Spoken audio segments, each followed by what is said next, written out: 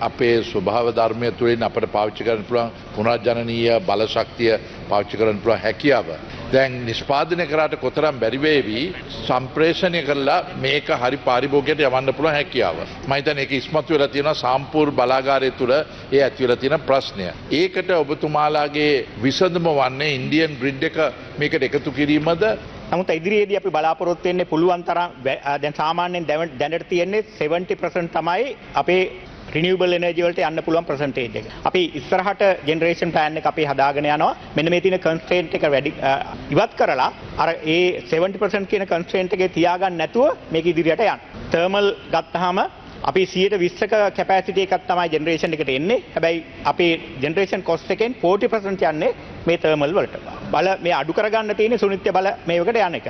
ඒක තියෙන ප්‍රධාන බාධාවක් තමයි අපිට මේ රිනියුබල් එනර්ජි ප්ලාන්ට්ස් හැදුවත් ඒක නැෂනල් ග්‍රිඩ් එකට ඇබ්සෝබ් කරගන්න පුළුවන් ට්‍රාන්ස්මිෂන් ලයින් පහුගිය කාලවල හැදිලා නැහැ. ඔබතුමා කිව්ව සාම්පූර් කප්පල්තුරේ එක දැන් මේ වෙනකොට අපි හදාගෙන යනවා. ඉනිෂියලි ආරම්භයේදී ගැටලුවක් තිබුණා. මේක සැලසුම් කරලා තිබුණේ 300 මෙගාවොට්ස් වලට.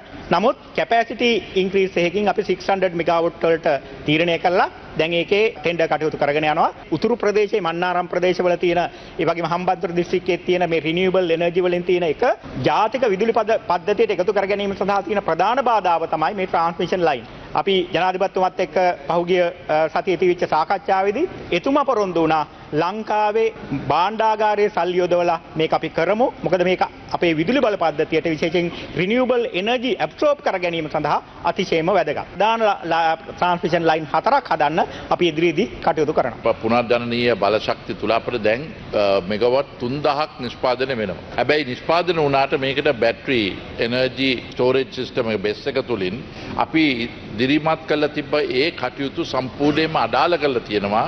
තාප බලාගාරවලට තියෙන අවශ්‍යතාවය තුල යම් ඉංජිනේරුවරු විදුලි බල මණ්ඩලය මේ සම්බන්ධයෙන් සාකච්ඡා කරලා කටයුතු නොකරන්නේ කියන එක.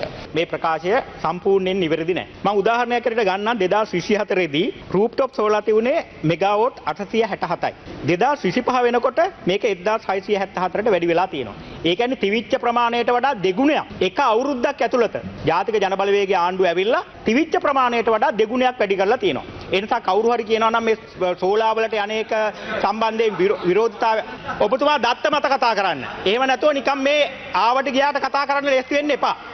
දත්ත මත කතා කරනකොට රිදෙනවා නම් මට කරන්න දෙයක් නැහැ.